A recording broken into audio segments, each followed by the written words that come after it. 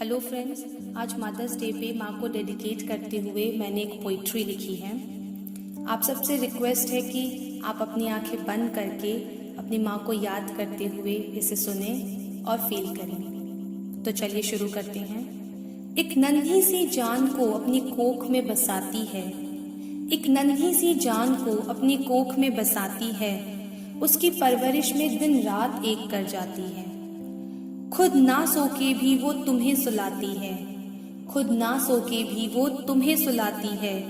जो तुम नींद से जग जाओ तो सारी रात तुम्हारे सिरहाने बैठ तुम्हें थपथपाती है। ये वो औरत है जो माँ कहलाती है। मेरी छोटी छोटी उंगलियां पकड़कर तू मुझे चलना सिखाती थी, मेरी छोटी छोटी उंगलियां पकड़कर तू मुझे चलना सिखाती थी। और जब मैं चलना सीख गई तो तुझे अपने पीछे खूब भगाती थी। कभी ये चाहिए कभी वो चाहिए, नहीं माँ ये नहीं खाना, और वो करेला और दाल वो तो मुझे बिल्कुल भी पसंद नहीं है, कह के मैं तुझे कितना सताती थी। पर धन्य है तू माँ, तेरे मुंह से कभी एक उफ तक नहीं आती थी। तब समझ नहीं आता था कि इतना पेशेंस और सहनशीलता तू कहाँ से लाती है। तब समझ नहीं आता था कि इतना पेशेंस और सहनशीलता तू कहाँ से लाती है। पर आज समझ पाई हूँ कि क्यों तू माँ कहलाती है। स्कूल मुझे जाना होता था पर मुझसे पहले तू उठ जाती थी। स्कूल मुझे जाना होता था पर मुझसे पहले तू उठ जाती थी।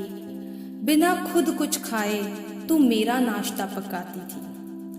कभी मैं जल्दी में कुछ भूल जाऊं तो तू भाग के मेरे पीछे आती। तू क्यों आई माँ, मुझे आवाज दे देती। ये पूछने पर तू बताती कि कोई कहीं जा रहा हो तो पीछे से आवाज लगाना अच्छी बात नहीं मानी जाती।